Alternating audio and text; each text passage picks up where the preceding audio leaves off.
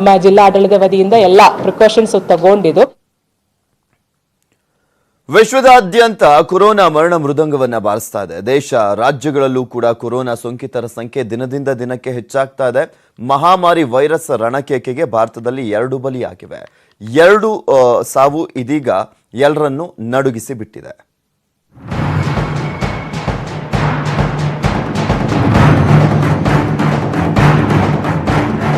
ರಾಜ್ಯದಲ್ಲಿ ಕೊರೋನಾ ಭೀತಿ ಹೆಚ್ಚಾಗಿದೆ.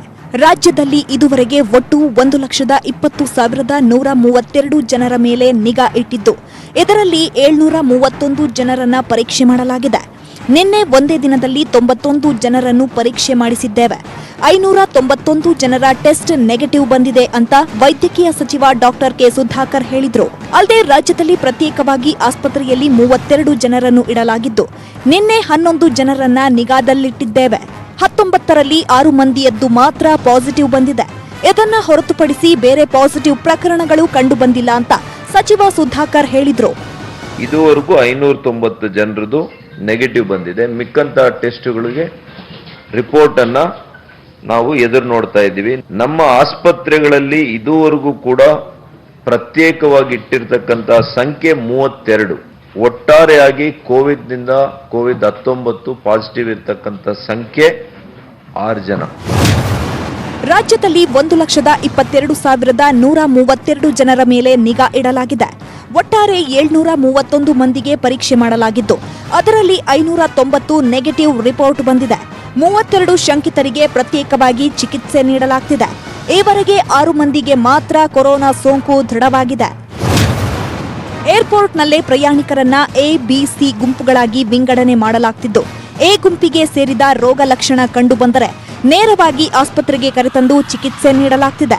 ಬಿ ಗುಂಪಿಗೆ ಸೇರಿದ ರೋಗಿಯಾದರೆ ಅದರಲ್ಲೂ ಹಿರಿಯರ ಮೇಲೆ ನಿಗಾ ವಹಿಸಲಾಗುವುದು.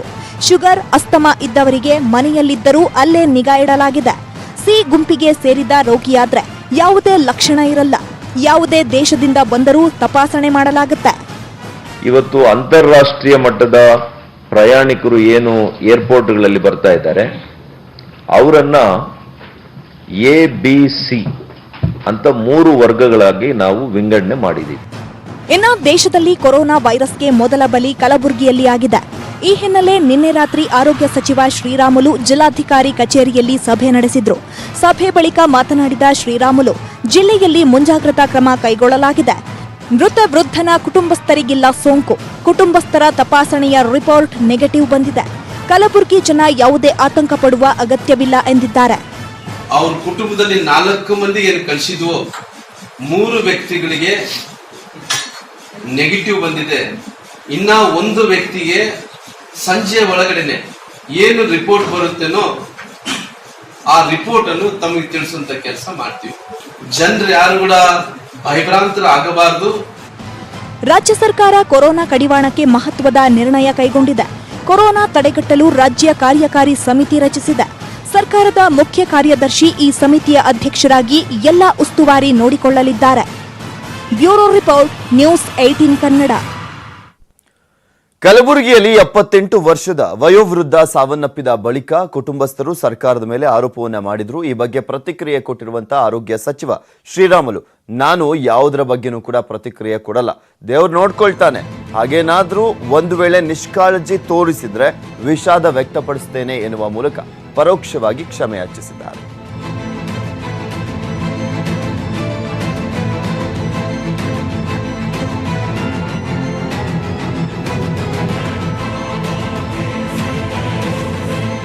ಇಲ್ಲಿ ಪ್ರಮುಖವಾಗಿ ಕಲಬುರಗಿಯಲ್ಲಿ ವೃದ್ಧನ ಸಾವಿನ ಪ್ರಕರಣಕ್ಕೆ ಸಂಬಂಧಪಟ್ಟಂತೆ ಒಂದ್ ಕಡೆ ಆ ವೃದ್ಧನ ಮಗ ಆರೋಪವನ್ನ ಮಾಡ್ತಾ ಇದ್ದ. ಅದಾದ್ಮೇಲೆ ಅದನ್ನ ಒಪ್ಕೊಳ್ಳೋದಕ್ಕೆ ರೆಡಿ ಇರಲಿಲ್ಲ ವೈದ್ಯರು. ಏನಾಯ್ತು ಏನು ಅನ್ನೋದು ಸ್ಪಷ್ಟವಾಗಿ ಗೊತ್ತಾಗ್ತಾ ಇಲ್ಲ. ಈ ಒಂದು ವಿಚಾರದಲ್ಲಿ ಇದಕ್ಕೆ ಕ್ಷಮೆ ಯಾಚಿಸಿದ್ದಾರೆ. ಅಣ್ಣ, ನಾನು ಅವ್ರ ಮಗ ಆರೋಪಕ್ಕೆ ನಾನು ಯಾವುದು ಕೂಡ ಭಿನ್ನವಾಗಿ ಕಾಮೆಂಟ್ ಮಾಡ್ಸಕ್ ಹೋಗಲ್ಲಣ್ಣ. ನಾನು ಇದಕ್ಕೆಲ್ಲ ಭಗವಂತ ನೋಡ್ತಾ ಇದ್ದಾನೆ. ಯಾಕಂದ್ರೆ ನಾನು ಪಾಪ ಅವ್ರ ತಂದೆಯವರು ಕಳ್ಕೊಂಡಿದ್ದಾರ. ಹಂಗಾಗಿ ಏನೇನು ಆಕಸ್ಮಿಕವಾಗಿ ಯಾರೇ ನಿರ್ಲಕ್ಷ್ಯ ವಹಿಸಿದ್ರೆ ಕೂಡ, ಇನ್ಕ್ಲೂಡಿಂಗ್ ನನ್ನ ಸೇರಿಕೊಂಡು, ಯಾಕಂದ್ರೆ ಇವತ್ತು ಅಧಿಕಾರದಲ್ಲಿದ್ದಂಥವ್ರು ನಮ್ಮ ತಪ್ಪು ಅಂತೇಳಿ ನಮಗೆ ಗೊತ್ತಾಗುತ್ತೆ.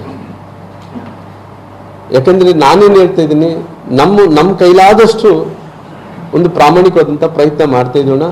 ಅದು ಬಿಟ್ಟು ಏನನ್ನ ಅವ್ರ ಮಗಗೆ ಅವ್ರ ಕುಟುಂಬಸ್ಥರಿಗೆ ಏನನ್ನ ಇನ್ನೂ ಆಗಬೇಕಿತ್ತು ಸರ್ಕಾರದಿಂದ ಅಂದ್ರಿಗ್ನ ಅದು ಆಗಿದೆ ಅನ್ನೋಂಥ ಅವ್ರೇನು ನೋವು ಪಟ್ಟರೆ ನಾನು ವಿಷಾದವನ್ನು ಕೂಡ ವ್ಯಕ್ತಪಡಿಸ್ತೀನಿ.